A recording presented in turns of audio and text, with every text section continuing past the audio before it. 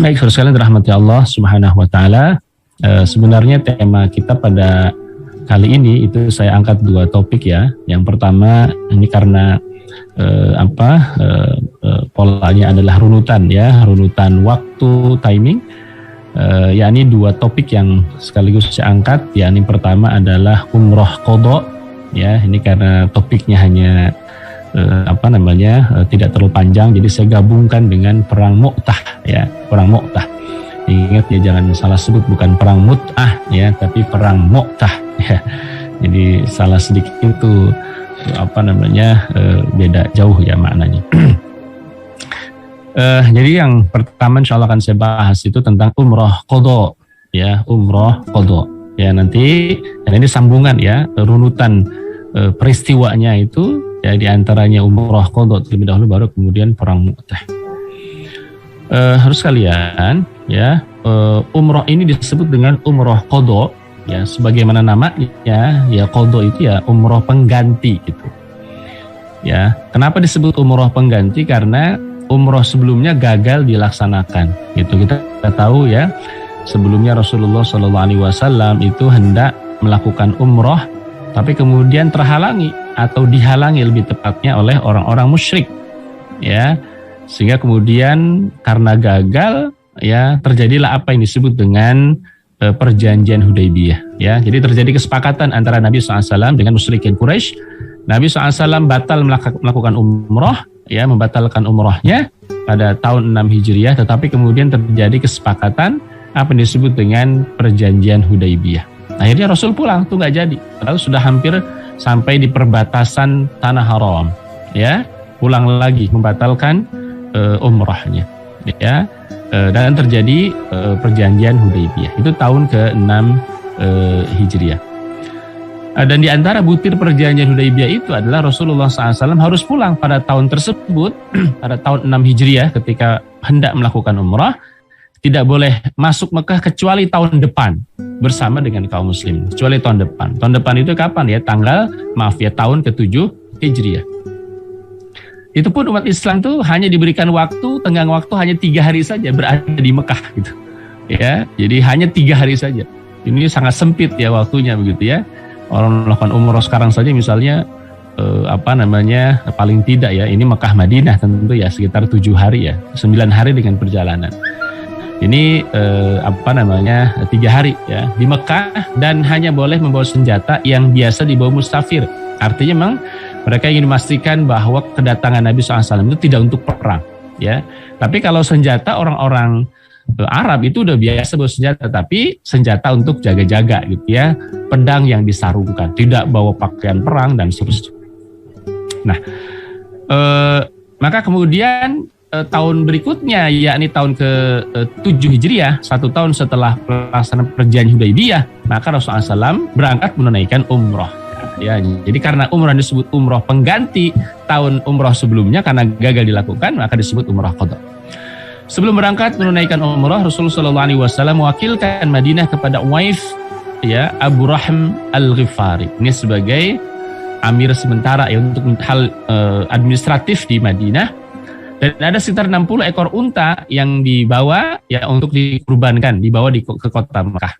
Ya, sementara kemudian Najiyah bin Jundab yang ditugasi mengurus hewan-hewan yang disembelih ini. Rasulullah SAW mengenakan kain ihram sejak dari Dzul Hulaifah. Ya, Dzul Hulaifah itu ya di Abyar Ali, itu Bir Ali. Ya, ini salah satu tempat yang saya sangat tempat favorit ya. Ini saya di Bir Ali ya, tempat ini nih, lorong di Dzul Hulaifah di Bir Ali, di Bir Ali. Sementara kaum muslimin pun mengikuti langkah-langkah Rasulullah SAW untuk melakukan ibadah umrah. Ya, jadi inilah kemudian diantaranya kenapa Bir Ali atau tempat di Dzul Hulaifah dijadikan sebagai tempat miqat ya, sunnah Nabi SAW, karena Rasul mengambil miqatnya di Dzul Hulaifah gitu ya, di tempat ini. Baik ya, lalu kemudian Rasulullah SAW juga tidak lupa menyiapkan senjata dan pasukan ya, karena khawatir pihak Quraisy akan khianat gitu. Ini sudah terbiasa biasanya maka Rasulullah SAW membawa senjata cadangan ya. Setibanya di tempat yang bernama Ujaj ya seluruh senjata diturunkan karena sudah mau hampir dekat ya, seperti perisai, anak panah, pedang, tombak dan yang lain itu kemudian diturunkan. Adapun yang bertanggung jawab ya terhadap senjata adalah seorang sahabat bernama Aus bin Khawli al-Ansari bersama sekitar 100 orang. Ya, Rasul masuk Mekah sambil membawa senjata seperti layaknya seorang pengembara berupa pedang yang disarungkan ya, karena tidak berniat perang ya. Nah, ketika Rasulullah SAW masuk Mekah, maka beliau naik di atas punggung unta yang bernama Al-Qaswa. Ini unta Rasul namanya Qaswa, sedangkan kaum muslimin menyandang pedang di pinggang. Mereka berkerumun di sekitar beliau sambil mengucapkan talbiyah. Labbaik Allahumma labbaik, labbaik la syarika laka labbaik, innal hamda wan ni'mata laka wal mulk la syarika lak, dan seterusnya. Nah, sementara itu orang-orang musyrik mengungsi ke bukit Qayqaan yang terletak di sebelah utara Mekah ya, untuk melihat itu, karena mereka tahu tuh ya Muhammad akan datang dengan kaum muslimin, dan mereka ingin melihat apa yang terjadi gitu ya.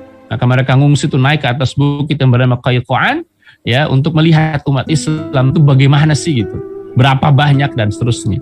Karena selama ini mereka belum pernah melihat tuh umat Islam datang ke kota Mekah, baru pada umroh qadha. Nanti berikutnya pada Futuh Mekah, nah, gitu ya. Karena mereka selama ini hanya mendengar Muhammad begini, terjadi perang Badar, terjadi perang Uhud, terjadi perang Khandaq ya. Ini sebentar ini mereka melihat umat Islam masuk. Ini masih dalam perjanjian ya Hudaybiyah. Makanya mereka tidak boleh mengganggu kaum muslimin.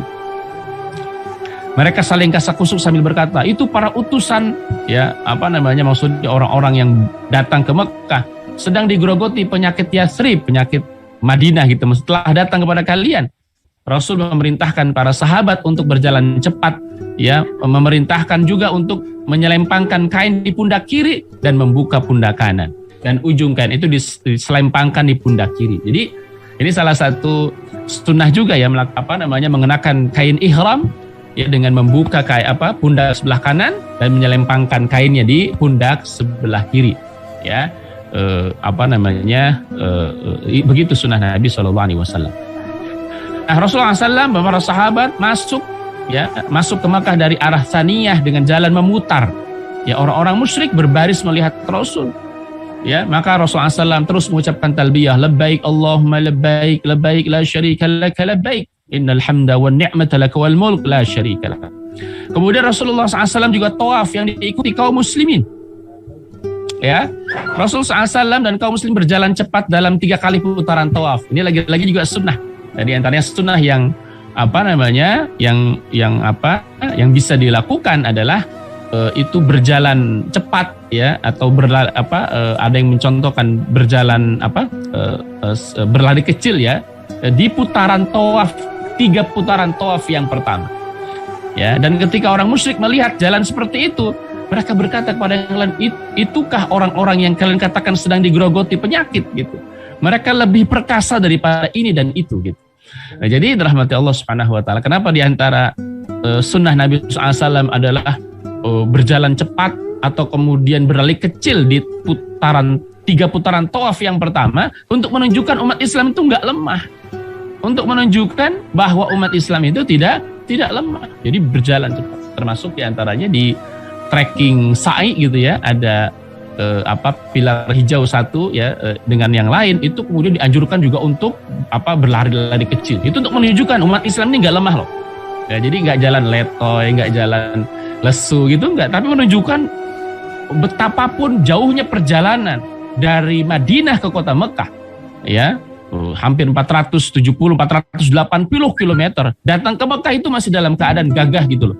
Ya, maka berlari-lari ya, berjalan cepat gitu, tidak menunjukkan loyo, lemah, lesu, enggak ya gitu. Nah, usai tawaf ya, Rasulullah SAW melakukan sa'i Safa Marwa, lalu kemudian selesai tahallul dan kemudian menyembelih hewan kurban gitu ya. Itu yang dicontohkan Nabi Shallallahu Alaihi Wasallam. Nah, terkait dengan hal tersebut, Al Imam Ahmad meriwayatkan dari Ibnu Abbas ya, terkait dengan apa yang dilakukan oleh Nabi Shallallahu Alaihi Wasallam. Yani qadima Rasulullah wa ashabuhu wa qad hanathum humma Yathrib, qala faqala al-musyrikun innahu yaqdumu alaikum qaumun qad wanathumul humma, qala fa atla Allahu an-nabi ala dzalika fa amara ashabahu an yarmulu wa qa'ada al-musyrikuuna nahiyatal hajar yanzuruna ilaihim faramalu wa masyaw ma bainar ruknaini qala faqala al-musyrikun haula'i alladhina taz'umuna anna al-humma wa hanathum haula'i aqwa min kadza wa kadza. Terus Rasulullah para sahabat tiba dalam keadaan panas Yathrib, ya, apa bisa dibayangkan perjalanan 480, 490, hampir 500 km. Ya, apa telah melemahkan mereka. Maka dia berkata, orang musyrik mengatakan, sungguh akan datang pada kalian satu kaum yang telah dibuat lemah dan oleh panas, katanya, karena perjalanan sangat jauh. Maka dia berkata, maka Allah tampakkan kepada Nabi pembicaraan mereka. Ya Rasul itu diberikan izin oleh Allah Subhanahu wa taala untuk mendengarkan dialog mereka. Itu tuh mereka pasti mereka datang ke Mekah itu lemah, pasti mereka capek, pasti mereka kayak gitu. Maka Rasul memerintahkan para sahabat agar melakukan ramal. Ramal itu jalan cepat. Ayo tunjukkan bahwa kita itu nggak lemah, umat Islam. Maka Rasul jalan cepat. Nah, karena mendengar dialog mereka, pasti mereka juga capek, lelah gitu ya. Sementara kaum musyrikin duduk di sekitar sudut Hajar Aswad sambil memandang umat Islam. Ya, maka kaum muslimin pun melakukan ramal, jalan cepat juga, berjalan di antara dua rukun tersebut. Dan dia berkata, orang-orang musyrik berkata, mereka ini yang kalian sangka bahwa panas telah membuat mereka lemah, ternyata mereka ini lebih kuat dari ini dan ini. Gitu ya. Wa hanathum haula'i aqwa min kadza wa kadza. Ya, ternyata mereka ini kuat. Padahal perjalanan sangat jauh, ratusan kilometer, tapi umat Islam tuh ketika umroh qadha dalam hal ini, itu menunjukkan nggak kelihatan capek, nggak kelihatan lemah gitu. Nah, itu yang ditunjukkan oleh Nabi Muhammad SAW untuk menunjukkan kepada orang musyrikin Quraisy. Nah, terus dirahmati Allah Subhanahu wa taala. Maka penduduk Mekah itu yang tua, muda, besar, kecil, pria, wanita berdiri memandang Rasul dan para sahabat yang sedang tawaf di Ka'bah. Ya, sementara itu beberapa tokoh musyrikin menghilang, ya, karena nggak suka ya melihat Nabi SAW. Jadi walaupun bagaimanapun, kenapa mereka membiarkan Nabi datang ke kota Mekah untuk umroh qadha? Ya karena itu udah kesepakatan mereka. Umat Islam tahun sebelumnya dilarang masuk, tahun itu boleh masuk cuma 3 hari. Ya, tapi tokoh-tokoh Mekah nggak ada tuh, mereka nggak suka melihat Nabi melakukan tawaf, ya, melakukan ibadah umroh. Di samping menyimpan dendam dan kejengkelan tentunya, Rasulullah SAW menetap di Mekah selama 3 hari sesuai perjanjian yang telah disepakati. Maka pada pagi hari di hari keempat datanglah Suhail ibn Amr, Huwaiti bin Abdul Uzza, sementara Rasul sedang bermajlis dengan beberapa orang Ansar. Ya, ini hari terakhir ya ketika Rasulullah SAW hendak pulang bersama dengan Sa'ad bin Ubadah, sahabat Nabi. Kemudian Huwaiti berteriak mengingatkan, ini Huwaiti musyrik ya, mengingatkan beliau agar keluar dari kota Mekah saat itu juga. Karena waktunya udah habis gitu. Sa'ad bin Ubadah, sahabat Nabi, tidak dapat menahan diri karena mereka mengusirnya itu dengan cara kasar gitu. Ya, waktu kalian udah habis, pulang kira-kira begitu. Dan kemudian Sa'ad bin Ubadah itu berkata lantang, engkau dusta, tidak ada lagi ibumu, ini bukan tanahmu dan bukan pula tanah bapak moyangmu. Demi Allah kami tidak akan keluar gitu. Ya, ini emosi yang sesaat kemudian keluar ya dari sahabat Sa'ad bin Ubadah. Saat hendak keluar kota Mekah, ya ini salah satu kisah yang menyertai ya, putri paman Nabi yakni Hamzah bin Abdul Muthalib mengejar Rasulullah SAW. Waktu itu masih ada di kota Mekah. Ya. Lalu dia diambil oleh Ali bin Abi Thalib dan berkata kepada Fatimah, ambillah anak pamanmu ini. Ya, Fatimah pun segera menggendongnya. Sesudah itu Ali bin Abi Thalib, Ja'far bin Abi Thalib, Zaid itu berselisih tentang siapa yang berhak mengurus anaknya anaknya Hamzah bin Abdul Muthalib ini, siapa yang berhak mengurusnya. Ya, Sayyidina Ali mengatakan, saya lebih berhak karena dia anak perempuan pamanku. Anak perempuannya siapa? Hamzah bin Abdul Muthalib. Kata Ali bin Abi Thalib. Kata Ja'far, dia putri pamanku, ya, sama seperti Ali, putri pamannya, dan juga Kholah, saudara perempuan ibunya adalah istriku. Nah, jadi double ya. Ja'far itu selain anaknya Hamzah itu adalah keponakan lah kira-kira begitu ya, putri pamannya Nabi putrinya Ja'far bin Abi Thalib, dan juga sekaligus Kholah itu saudara perempuan ibu ya, ibunya dari istrinya Ja'far bin Abi Thalib. Zaid juga mengatakan dia putri saudaraku. Melihat hal ini Rasulullah SAW memutuskan jadi saling berebut ya, berebut untuk mengasuh anaknya Hamzah bin Al-Muttalib. Maka Rasul memutuskan dengan sabdanya al-khalatu bimanzilatil ummi. Khalah itu sama kedudukannya dengan ibu gitu ya. Maka dari kejadian itu para ulama menyimpulkan bahwa khalah saudara perempuan ibu ya harus didahulukan dalam pengasuhan dari semua kerabat sesudah kedua ibu dan bapaknya gitu ya. Jadi kalau ini sekaligus menjadi ketentuan fikih ya, setelah kemudian tidak ada ibu, maka kemudian turun pengasuhan itu kepada khalah ya, saudara perempuan ibu ya, saudara perempuan ibu yang kemudian berhak mengasuh. Itu secuplik ya peristiwa yang terjadi pada saat itu. Ibnu Katsir rahimahullah dalam surahnya mengisahkan bahwa peristiwa umrah ini adalah dipaparkan Nabi SAW ya dalam Al-Quranul Karim yang mulia dalam firman-Nya, a'udzubillahi minasyaitonirrajim, laqad sadaqallahu rasulahu ru'ya bil haqq la tadkhulunnal masjidal haram insyaallahu aminin muhalliqina ru'usakum wa muqassirina la takhafuna fa'alima ma lam ta'lamu faj'ala min duni dzalika fathan qariba.